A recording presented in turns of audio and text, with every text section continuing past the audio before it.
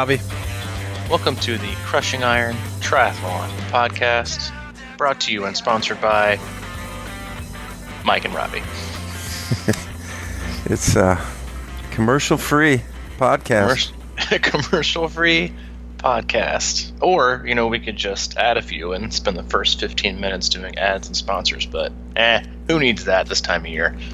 Yeah. Not me, man. No, I know. I'm sure people appreciate our somewhat and sometimes debatably pointless first 20 minutes of back and forth before we dive into the real meat. Yeah, and sometimes longer. No. Yeah, sometimes longer. But I feel like people appreciate that appetizer. One they can just kind of, munch on instead of being sold and pitched the soup of the day. Yeah, I think so too. I know Maddie, my dog, does. Well, I know, and I think Kona does too. How was apparently we're going through I know we are here in Tennessee, but it is straight cold. Yeah, it is everywhere. And if you live anywhere that has sand and an ocean, I hate you right now. Very unfair.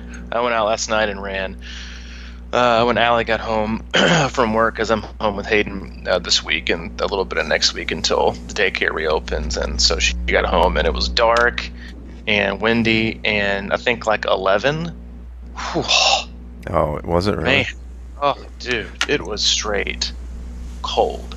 And and not to mention just choosing to get out of the house after spending all day nice and warmed and cuddled up inside our home with the heat on. Really had to get my motivation and almost fake it till I made it out the door kind of thing.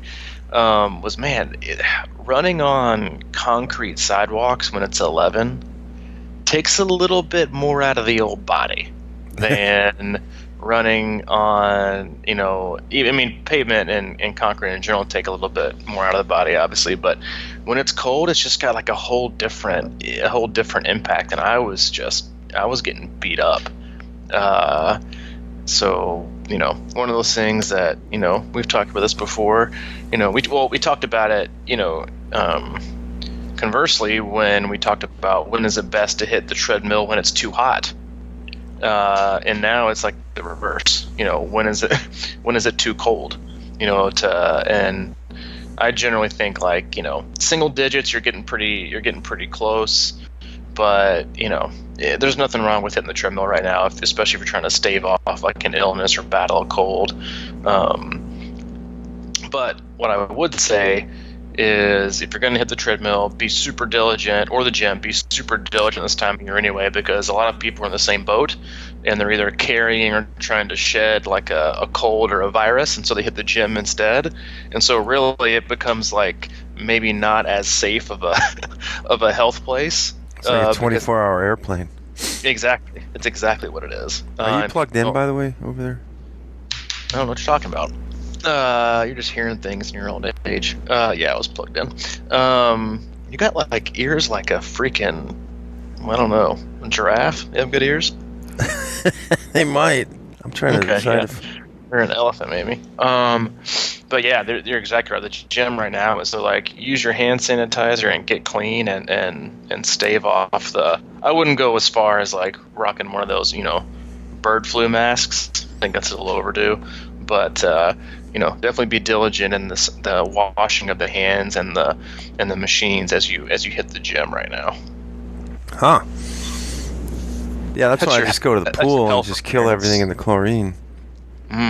Yeah. How did you get in the pool the other day? I know you mentioned it. Oh yeah, I'm on a roll. I'm only on a Netflix roll too, but yeah, I've been getting in the pool. I think it's 3 out of 4 days. Yesterday, the day before, didn't do Christmas, but a lot of swim Netflix bricks. Pretty much. Well, yeah. I split them up, but the split day? Yeah, you don't need the split run. You did the split swim Netflix day. Yeah, pretty much. I wait till really late for Netflix, and that's my problem. I just found another one last night that. Jeez, what now? I'm almost embarrassed to even bring it up. Oh boy. Well, not embarrassed, but it's Lance Chance U or something. No, it's not like that. It's not that. It's darker than that. Ooh, go! Let me hear it. I've been known to delve in the darkness. It's it's it's kind of a true reenactment story of how they tracked down the Unabomber. Oh, dude, I watched the whole thing before it got to Netflix. Oh, did you? Dude, I loved it. I thought it was fascinating. Yeah, it's pretty amazing. It is. I totally. I think it was on A&E. I want to say before it came to Netflix. No, Allie and I. This is when we were staying at my mom's house, but I think my mom watched with us too. I thought it was fascinating. Just how they, just how many times, what's it called, Manhunt or something? The Unabomber. Yeah, something like that. Yeah, there's another one called Mindhunter that I tried to get into. Shut up, dude! I started that one yesterday. Why are we starting these? Is there some kind of tie-in, but post-Christmas that? Well, in the darkness. Yeah, I've always been into like the crime stuff, but anyway, it's not like I have to do a spoiler alert for the Unabomber. We all know how that ends, but I just thought the whole process and finding it. I like psychological thrillers. Mm-hmm. I guess is more like I don't like I'm not a huge horror movie fan like a lot of people are. I'm very much into like the psychological thriller and how people think and like all that kind of stuff. So the Unabomber fits that. And then I've heard that Mindhunter is the same way. So I watched the first episode yesterday while Hayden was taking a nap. A little slow for me to get into, but I'm gonna keep at it because I'm about to end one of my Netflix movie series, Breaking Bad, here shortly, and I'll need something else to carry me through the winter on the trainer. So I'm not sure how far in you are, but okay, go. So yeah, that's the thing. The Mindhunter started slow for me, but I don't know. There was a weird bar scene. I just felt silly. But fast forward like 30 I didn't make minutes, it through. I just got to the point where that part. To me, the guy met the like, girl in the bar. I'm trying to like. She was some young genius. Settle down and draw the blinds and get into like a psychological thriller. Now you're trying to do the same old scene that's been in like a billion different movies where the dude meets the girl at the bar. Like, come on, do me a little better. But yeah, I kind of waded through that and came out on the other side and at least was hopeful of what might happen in episode number 2.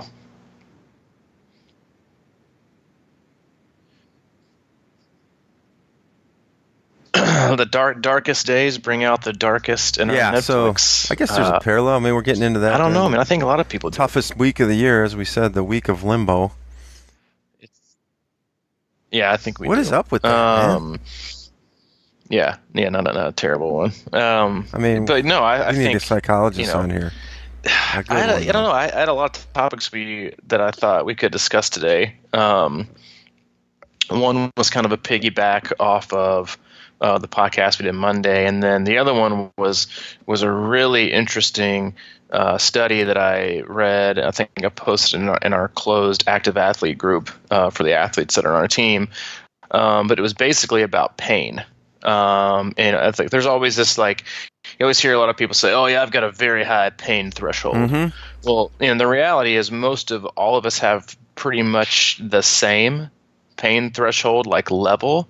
But our tolerance to said pain is what really sets each other apart in terms of how we deal with it. Because pain essentially is just stress on our body, on our mind. You hear people say like I think that's one of the biggest things that we tend to forget is that when we hear the word pain, we think of like physical hurt. Mm-hmm. But you also hear people say like, "Oh, that was painful to read, or that was painful to watch," because pain can also be emotional and mental. But basically, the title of it was "Endurance Performance is Influenced by Perceptions of Pain and Temperature," and then it talked about the theory and applications and the safety considerations of that. But what it said is that exercise training can reduce perceptions of both pain and temperature over time, partly explaining why athletes generally have a higher pain tolerance despite having a similar pain threshold compared with active controls. But basically, in short, is that by practicing it says the organism, basically a person, but practicing the athlete, if we insert athlete there, gets less stressed out about the stress. And eventually it's no longer a stress. And I just thought that was really interesting. It was a fascinating article, and something that I think in an area of, it's not real expertise, but of knowledge and consideration that athletes and then especially coaches should familiarize yourself with, and that So is that? I'm sorry. Go ahead. But I just want. No, it's okay. Is that like kind of like, the more you do something that's you're afraid of, the less fearful it becomes? Is that the same principle you're talking about? But what you're saying, I think, is more the emotional, mental response versus the physical response, and I think they're very interconnected. This was basically saying one of the reasons I really drive home, like to set an example, is another reason why I really really drive home why, if you ask somebody do you get really freaked out in open water? Well, yes, I do. It stresses me out. Everything is crazy. And then you look back at a lot of their training, and a lot of their training is super slow and controlled and safe. And what really happened, or excuse me, what really is, a differentiator is when you put somebody in a pool and you ask them to do all these things that make them really uncomfortable. Swimming all out, little rest, swimming next to people. And that's a big thing. And one of the reasons I make people swim a lot faster and harder than they're used to is because you can get both out of that one. You can get the combating the stress, physical and emotional response, or excuse me, the emotional mental response, but it's also the physical response. You get used to the anxiety, the hypoxic nature of what open water swimming is. And then also the same reason why people say you should always swim in open water or in a wetsuit, because it's also, yes, it's mimicking your quote unquote race specific atmosphere and environment, but it's also that you practice dealing with stress. And then your body adapts to it to all of a sudden feel like, okay, I can manage this, And so, but the same thing can go with bike workouts and run workouts. I mean, I was looking back through our archive, and I texted you earlier. I think it's podcast number 5. It was way back, like almost over a year ago, but it was about dealing with race pain. Mm-hmm. And we talk about that session and I've had athletes that I don't even work with anymore still say it was one of the most beneficial go-to workouts for them. But it was that 10 1-mile repeats in the middle of August on a hot track, where you could easily stop. Every 400 meters you have a chance to quit. Yeah. You could sit on the bleachers, take a day. It's super hot, but not only was it the physical benefit, but it was also the mental and emotional opportunity they had to combat stress and to deal with it that they thought, and what they realized they took the most from that session was more mental and emotional than it was actually physical. Mm. Yeah, that makes a lot of sense. I mean, I was just thinking about that again yesterday because I spent a lot of time. I've been kind of putting off those hard intervals or sessions of swimming more in terms of just kind of trying to find my form and all that stuff. But it's weird how when you swim hard, you find your form a little. I don't know, or at least me. Like when I go hard, it's like I don't think about it anymore. So there's something to be said for. So I started putting them back in yesterday. I was actually doing some hard hundreds and stuff like that, and it is one of those barriers that I think I have to get over. And it seems like every year with swimming, and you got to get to the point where, and my mental image was, like how I always decide that I'm going to start slow in the pool, but a lot of better swimmers will start hard, and it's like that that sort of juxtaposition of me starting real slow and easy next to somebody who just puts their head down and goes is a weird feeling in my head, even in just thinking about it in the pool, and thinking about that intensity of a swim start and what can happen if you're just not ready to do it. So yeah, I can totally see how you have to be mentally and physically ready to make that happen, especially in the water, because it's just something that can get in your mind and your body, and your whole body can tense up and it can really turn into a funky place. But yeah, through riding, and that's why like maybe you're more comfortable with it because you've done it so many times and it's kind of built into your biorhythms. And Well, I'm just yeah. Even before I hit the like open water, I was already comfortable being like hypoxic and out of breath in water. right, yeah, And that's like one of the biggest things. Like how I don't, and I get pushback sometimes from athletes that I start working with. And they're like, wait a minute, you want me to jump right into this hard set without a warm up? yeah. Yeah, I do. I always thought that was a mistake when you put that in there. Yeah, Like, no, I'll it's just not a put the mistake. warm up in there. He must have just left it out. No, I mean, yeah, but it's like, listen, honestly, like, what's a 200 going to do for you? Zilch. So stop it with the 200. It's like a 200 easy warm up is essentially the same thing as the guy that does like 10 toe touches before his 5K. Like, just stop it. It's not benefiting you. It's just for show, and it's just to put off. But so yeah, I mean, and hopping right into the main set. I'll phrase like go right into 2100s. You're like, what? Wait a minute. But it's to teach your body and get used to going right in. Like, you don't get that warm up in a race. You don't get to just chill.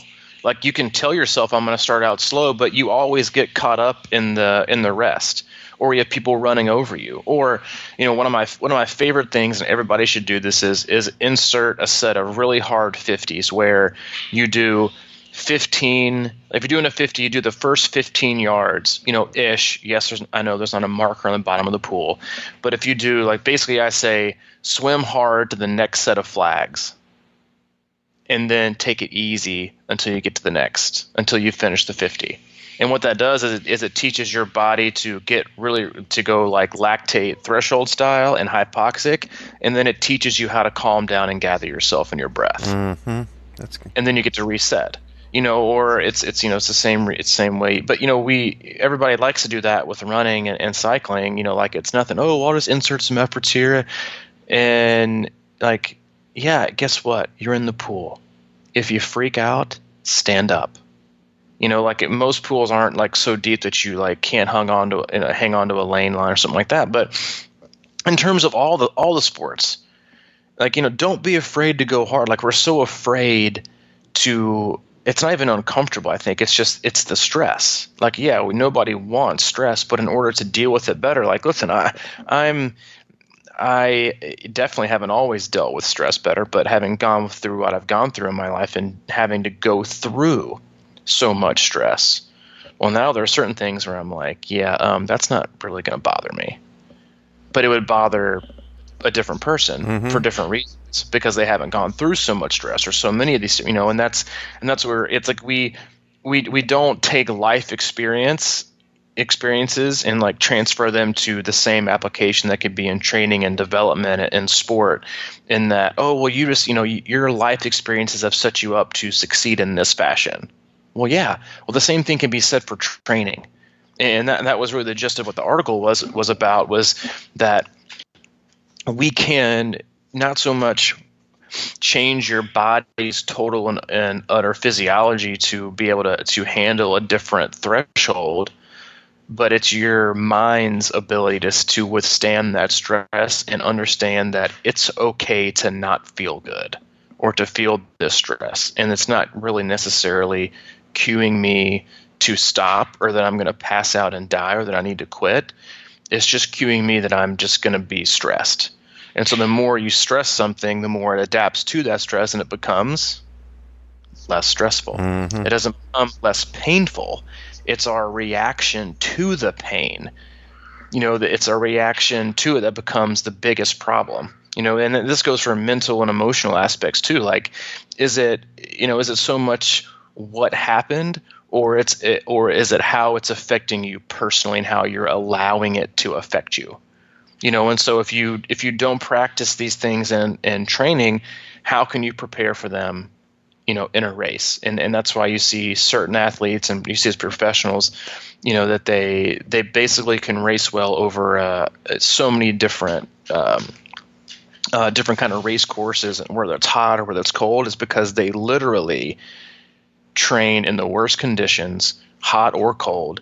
They do it no matter what, and it's not that you can just race well in cold temperature.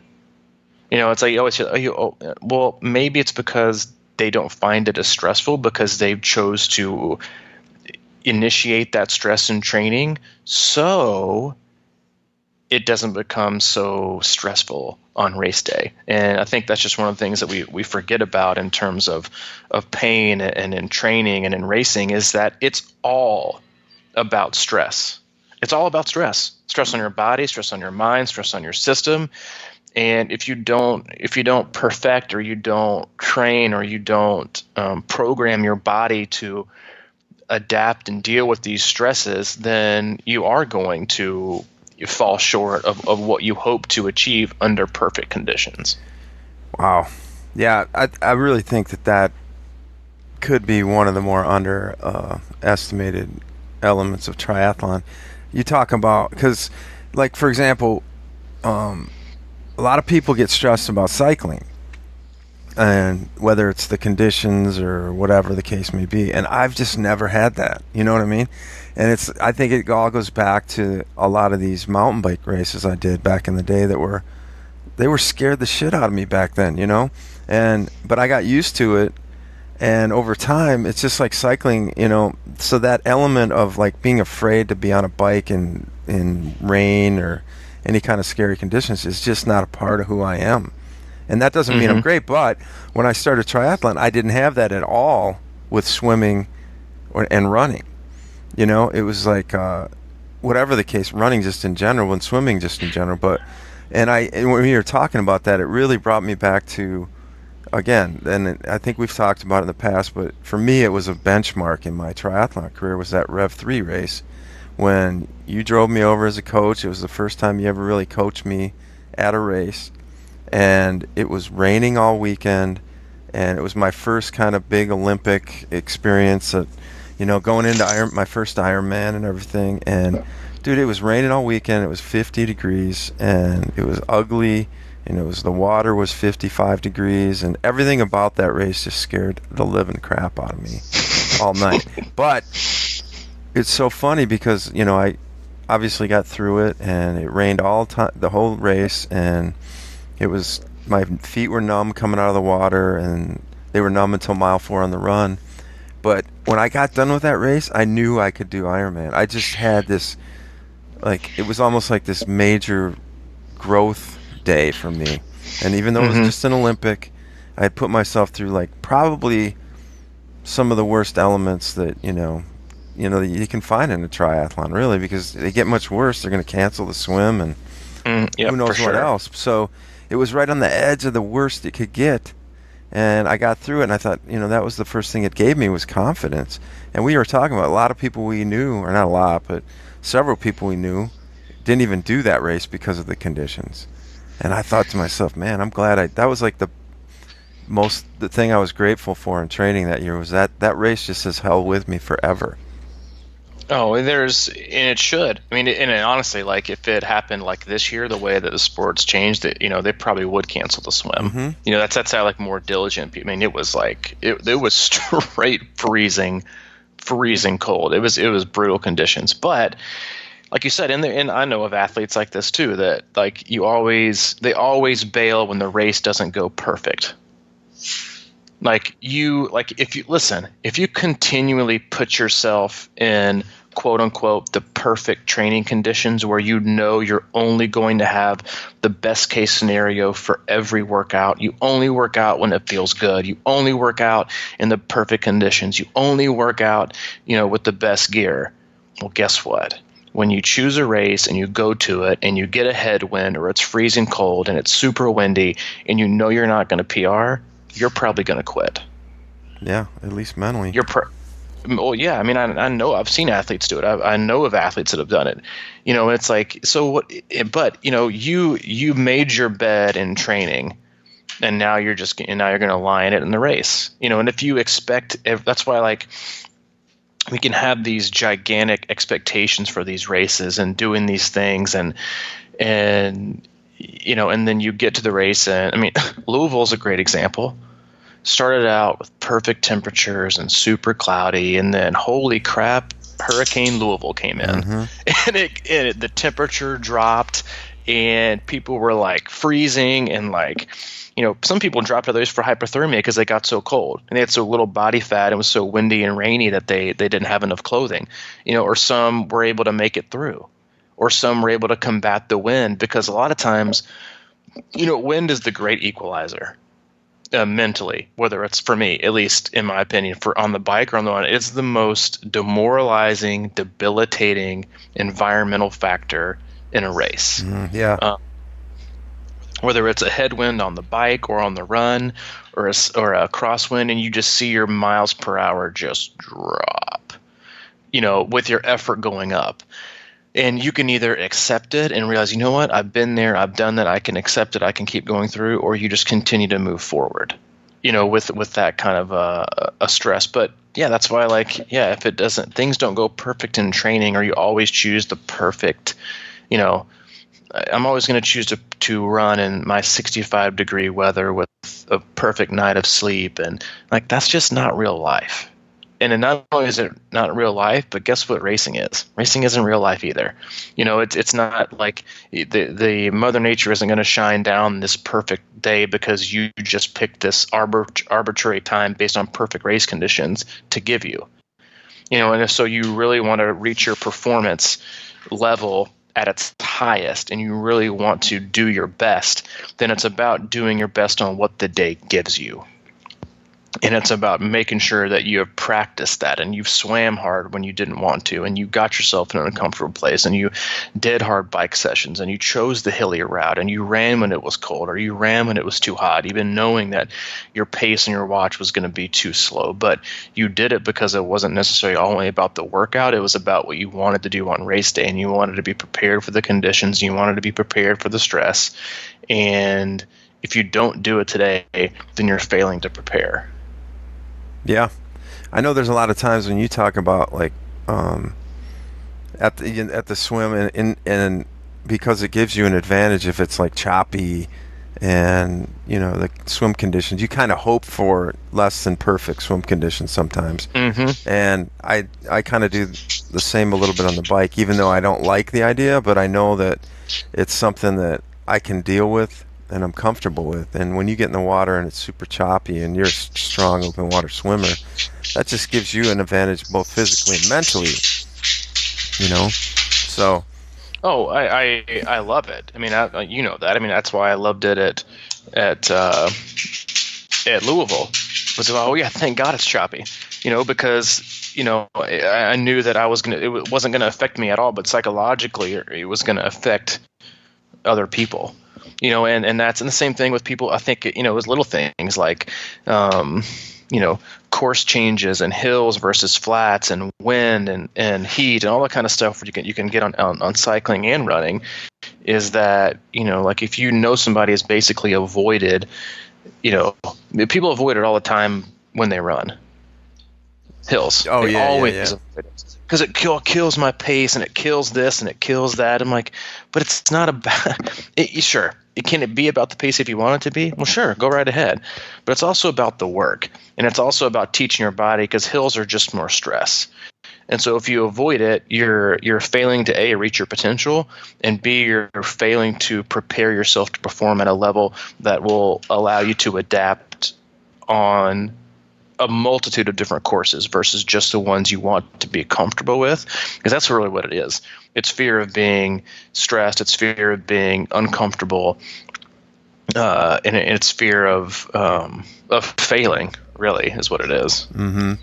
It's interesting because when we always talk about the old Louisville when it was real hot, and Chattanooga's had some hot races, and there's obviously been many, many hot Ironman races, but we have, we both kind of joked about it, but we were just kind of bummed when Louisville moved, because we never really conquered that heat race, and that was always something I really wanted to do, and I had no idea, and I still maybe don't have any idea how I would do it, but I'd probably do it a little bit more, but I love the idea of how hard that was, and there's something about that, man, and I think that's one of the things I need to work on, and a lot of people need to work on, is just loving the idea of really facing a challenge, even though Ironman is like a ridiculous challenge in its own right, but on perfect conditions, I guess then, you need a challenge of a different sort, or you need to be able to flip your mind around and execute and be solid as ever. But like when it's a challenge, it's like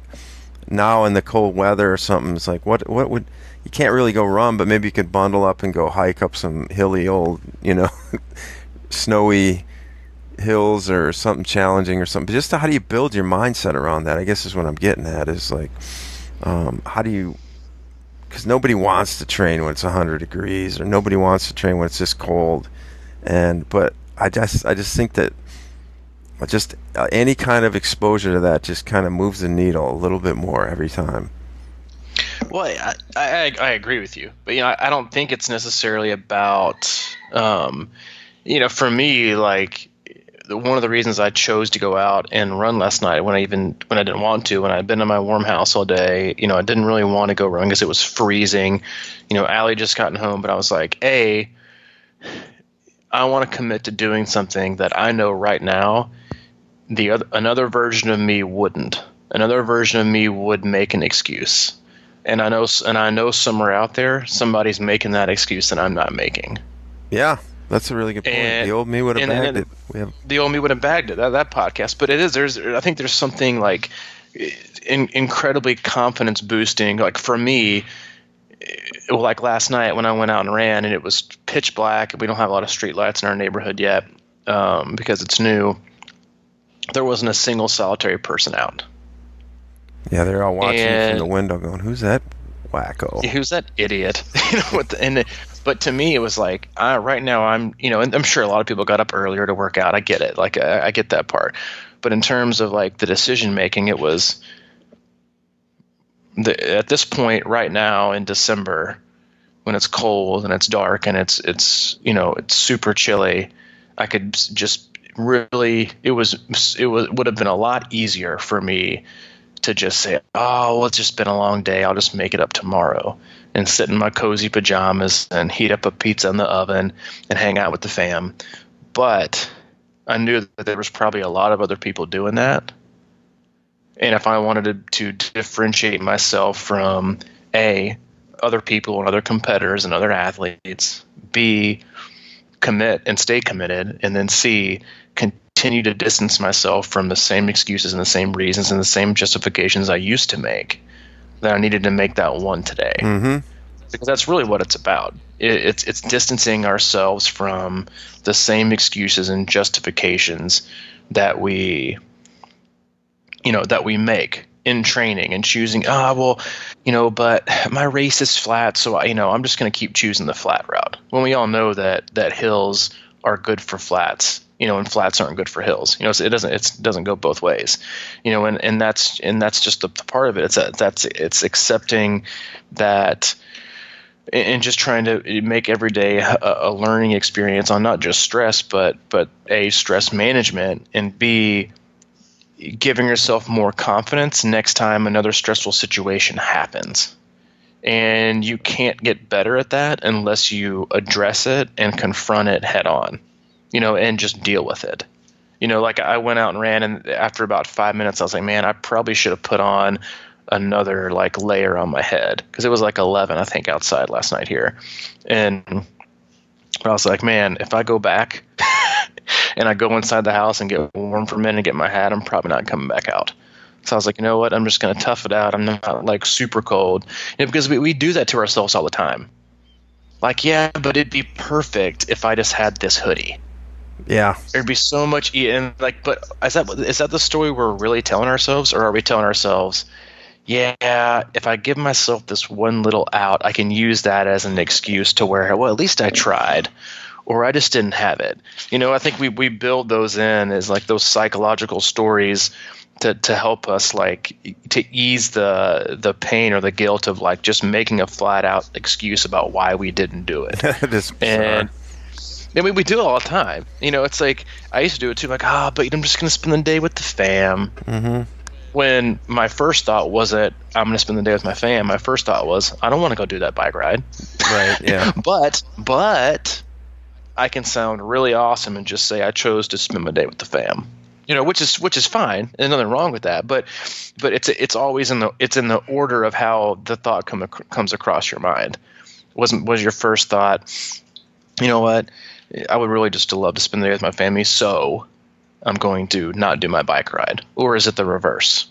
Is it, I'm going to wait till January 1st to get moving again, because I'll just give myself more time. It's like we just build in these continual stories and psychological reasons for why we don't, instead of just telling ourselves why we really should.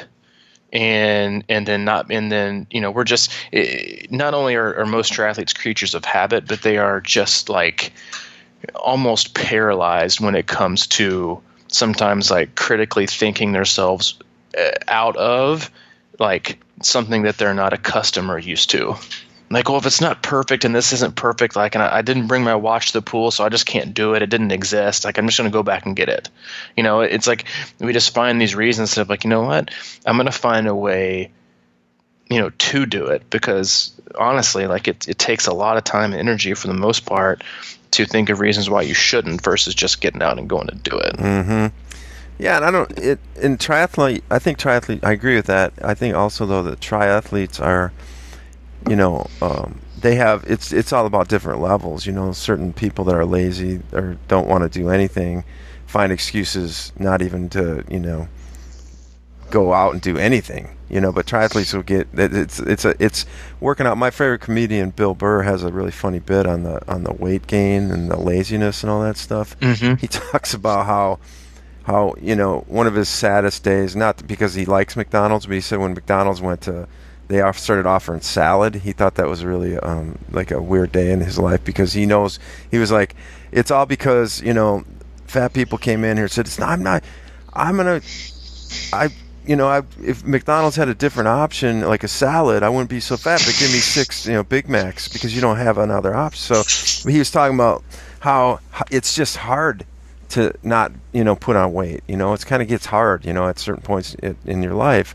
It's really difficult to not start getting a tank around your gut or whatever. And he said, but if you think about, like, you got to hire a trainer, and you got to hire you go to a gym, and you got all this stuff and everything. He goes, when I want to get fat, man, I just kick back and do it. I don't need a trainer or anything. It's just easy, and it's about these habits, building habits like you're talking about, these that can trip a trigger. It's just every time you do something like you did last night, the next time just gets a little bit easier. Mm-hmm. It's a microcosm of everything, really. That's what I was talking about. Like, is it tough to get up on stage and do public speaking or whatever? Or even with these podcasts, the more we did them, the more we became comfortable with them, right? So the more you can go out and start running or training in conditions that may not be perfect. And that Amelia Boone, or what else, that one, a Spartan champion or whatever I was talking about. I talked about every her. time it rains or something, she goes out and runs. She schedules her workout on the next day based on what she thinks is going to be the worst weather situation of that particular day, whether that's the hottest type of the day, or if she thinks it's going to rain in the afternoon. That's when she schedules her workouts. And I've never done a Spartan race. I know they're all filled with mud and all kinds of weirdness, but I think that's obviously the point. Is when she gets to a race, none of that stuff surprises her or catches her off guard. Well, it's not so much that it doesn't surprise her, is that there are no surprises. Right? Yeah. That she doesn't feel like prepared for to just flat out deal with, regardless. It's like, and because that's why people hate surprises. It's because they elicit like a stress response. But if you are done so much in training like she does, then there aren't any surprises. Yeah. No. It just becomes normal. Well, you got to be strong, both mentally and physically, to do triathlon. And I'm sure there's a term. It's up here. It's always been a term, country strong, and I'm sure it's in Tennessee and anywhere where there's like country. But you know what like you always hear that country strong. And what I think of is like, I've been here a week in Wisconsin now, and I'll just be out randomly meeting friends of friends or whatever, and I'll shake their hand. And some of these dudes, I know they don't work out at all, but man, they are like bricks. Like their hands are, like boxer hands or whatever you want to call it. And they get that because they're out fixing tires in the snow. You know what I mean? Like they seek out that nothing intimidates them as far as like conditions, you know. And I'm just using analogies because that's what we always use. But that's how they get strong, because they're like, you know, cutting wood or like moving, you know, building houses in the snow or whatever the case may be. You know, it's like they continually put themselves in the elements, and that's how they get so physically strong, and they're not even working out. You know what I mean? So I think that we can all kind of incorporate that mentality sometimes. Well, I mean, for them, it's like you know, rain, sleet, or snow. They do their job. Yeah. You know, and so it's like no matter, they have that very, like, you know, the best athletes, and the same for triathletes, like the best ones in the world have a very, you know, what they would call like a very blue collar mentality. No matter what I wake up, you know, feeling or as in my way or the weather, I'm still going to get the work in. Mm-hmm.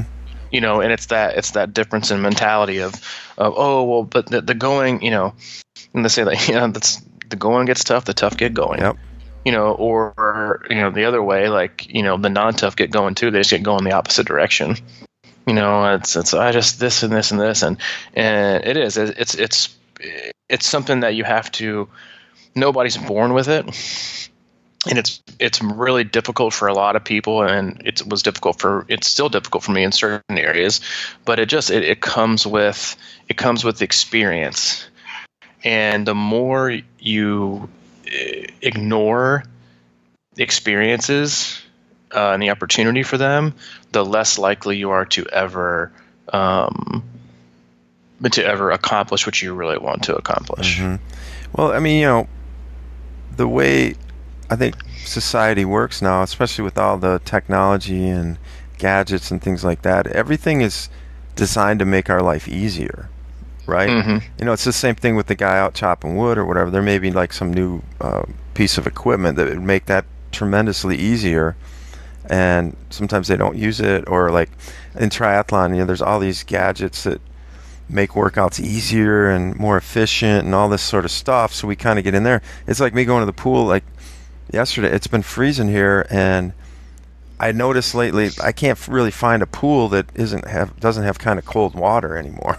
You know, it's like, it's right. And I'm kind of not bummed, but I'm sort of like on the fence with that. I'm like, well, God, thank God it's warm, but I kind of want it to be cold sometimes, because that initial leap into it, and those first, you know, 200, like you said, or whatever it takes to kind of warm up your body, they're very hard, but they're good for you in the long run, because sometimes this spring you're gonna jump in that water and it's gonna be cold and it's gonna be new. And you know, if you're not swimming in a pool or someplace where it's cold, that kind of gets your mind off it. You know what I mean? It kind of like, oh yeah, it can get into your head right away and be like, oh my God, I just started to swim and I've got, you know, 70 miles of race left or whatever, 50, whatever the hell, 70.3. Yeah, you know what I mean, and whatever you're doing. But if you're thinking, man, I'm so uncomfortable right now at the beginning, I don't know. I'm going with that, but the pool thing. Well, I mean, yeah, I mean, but it's you know, another reason, like, I think I had an athlete comment on yesterday. It was like there was like literally the last thing I wanted to do today in this freezing temperature was go stand on a pool deck and get in, you know, sub warm water. Mm-hmm. It was like the last thing I wanted to do, Mm-hmm. but I did it anyway, and it was awesome. And so the next time it happens, they can go back and look back and say, yeah, but I thought the same thing last time, and it wasn't always the same. You know, things are never the same. They're just not. You know, and you know, and pretending like they're always going to be the same is a trick. You know, and then if it's not the same, then you know, then we act like, you know, it's like I was talking to an athlete yesterday. He was, you know, just going through a difficult time, and I was like, listen, man, you're not the only person who in September and October made these not outlandish, but made these like really, really huge goals for over a year away in 2018. Because a lot of people make them like they want to get excited and get themselves through the winter with these big, you know, these big, hairy, audacious goals in 2018. And then November, December, January hit, and they're like, oh shit, that doesn't really sound like a lot of fun right now. and then so they regress, or they feel like they, or life happens. I'm like, and like, oh, guess what? Life's always going to happen. And, it's like, and so like every day after they decided to do it, or they went, quote unquote, all in, everything else after that is just a total failure to them, because they didn't achieve it, or their mentality isn't the same. So they just feel like they've lost it all of a sudden, and they start questioning their motives and their, athletic career trajectory, or whatever it is, just from a few months or a week or a day or a workout or whatever it is. But, we just create that stress. And then again, like we become a prisoner of the moment. And when it comes to like planning out your year and adapting to stress and implementing stress, like the best thing that you can do, besides sitting down and establishing all of your goals for 2018, when you haven't been doing, you haven't been consistent, or you're doing the best day, is to accept and plan for as much stress as possible. Because it's much more likely for you in 2018 to have a lot of stress than it is for you not to. And so instead of like saying, I'm going to go 12:30 at Ironman Canada, or I'm going to go, do this, like you're giving yourself best case scenario. And life usually doesn't deal you best case scenario. It gives you opportunities to find the best case scenario amid stress. But what you can say is, no matter what, I'm going to find a way to be consistent, or I'm going to find a way to always do the best I can, or I'm going to choose to work out more than I choose not to work out. If something bad happens, I'm not going to let it take up a whole week or a whole month. And that's what you see, like bad things happen and people lose jobs, or people get transferred, or people lose loved ones. And then one thing ruins 3 months. Yeah. Because we accept the stress, and then we accept what it does to us, not that we have the ability to change it.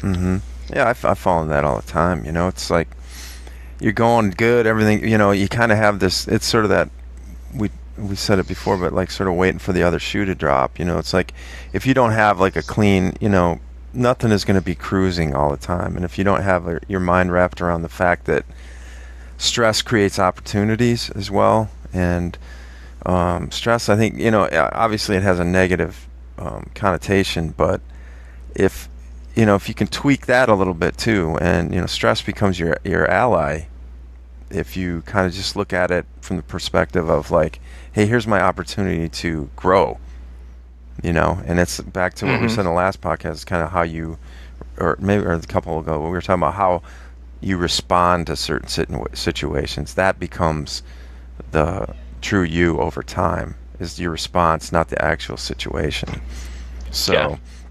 And I think that has a real good kind of thread to weave into this idea of training for bad situations, because I'm just like, I just know how it becomes. The more I do it, the better I get at it, and if you look at every thing that, even today, or anything that could go wrong today, it's like you wake up and you're like, damn, it actually isn't as cold today, but to get something done, to get out of bed, get moving, doing the right things, and just sort of get that momentum going for the day, just in small chunks, like you said, because the minute you start looking at best case scenario a year from now, and I mean, what even is that? You don't even know. Yeah, it's sort of like that thing I just said about jumping in the early season race and getting in that water. Nothing wakes you up and puts you in the moment like that either. It can either stress you out or like kind of get you like dialed in and focused on what you need to be doing the next 5 or 6 hours. Yep. And there's something really powerful about that. And I think that's the case with these. Once you get over that hurdle and start and commit to training in something that may not be ideal, and get through that, that's the real piece of everything. Yep. Because that's just a building block. It's a big piece. But, am I going to go run outside today? I don't know yet. That's right. Hey, be a Swiss Army knife. Don't be just a screwdriver. Yeah, right. Yeah, how do you Yeah, adapt? be prepared for anything. It's all about adapting. It is. know. It's all about If your adapting. power meter's not working, what are you going to do? Just quit? You'd be surprised. Yeah, I know, but I mean, we kind of kid about that, but whether it's power meter or you forgot your watch, like you said, or whatever like that, it's like, man, that's what a feeling. I don't really even.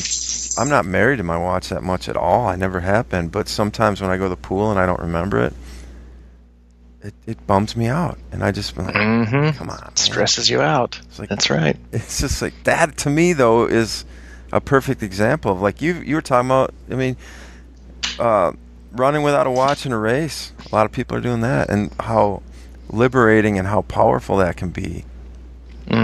But maybe try that kind of stuff sometimes. Yeah, totally. Because it's stressful too. Because you just don't know. You have to go through a whole race of like just not knowing, Right. and then hoping that the end is what you want it to be. Yeah, it's sometimes weird how that can work too. It's like, well, watch it work. Now that's you got an excuse kind of built in the back of your mind. So, but then you kind of use that as fuel in a weird way too. You know what I mean? Like sometimes, you got an excuse, so it takes pressure off in some way or something like that. I don't know. Yeah, no, it is. It gives you both. Oh, I didn't know. Oh, I could have eked out that last 30 seconds. Could you have? Probably not. If you're really tanked and really giving it your all, you couldn't. But yeah, it's just another one of those tools to use for adapting and to stress to make it less stressful. Yeah. Adapting to That was a pretty good one. Adapting to stress. To make it less. Maybe that making stress.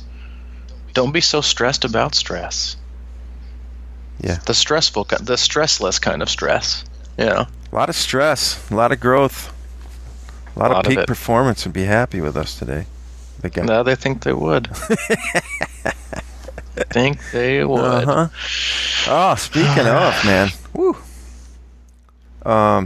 So you got a little window here. You're gonna do some work. What do you got going today? I don't know. I'm gonna see Mom's over here watching Hayden while I would knock out this podcast, and I'm probably gonna I'll do a workout in real quick since she's here. I can work a little bit later when he naps. So I'll probably either go for a run or go to the pool. Until she leaves. So I'll knock one of those out and see which one best fits the day to sneak it in, and then go from there. Cool. I think I'm going to hit the pool again a little bit later. I've been helping my buddy out at the health club with some videos, simple videos for him. So in trade, I kind of get free reign of the joint. And it is posh, dude. Oh, is it? Yeah, I mean, they've got, speaking of stress, it's like they've got a pool, and then next to it they have this warm water pool. Have you ever been in one of those? Oh, yeah, dude. Yeah. That thing's packed right now. Yep, I'm sure it is. I don't know, 92 degrees or something like that? It's usually something like that, yeah. Yeah. And there's no problem getting people in that puppy right now. Oh, I'm sure. It's the popular place to be. They just slowly walk back and forth. Putting that stress on their body, man. Melting the stress. Melting it right away. Yeah, and then they sit in the steam room and sauna and just get all warmed up so they get back out in the cold and bitch about it. Exactly. Oh, man. 'Tis the season. We've got a closed Facebook group. Search Crushing Iron Group on Facebook. Send a request. We'll get you in there. It's a constant stream of awesome people. Yes, it is. Yeah, I would definitely say it's fair. Good conversation, good people.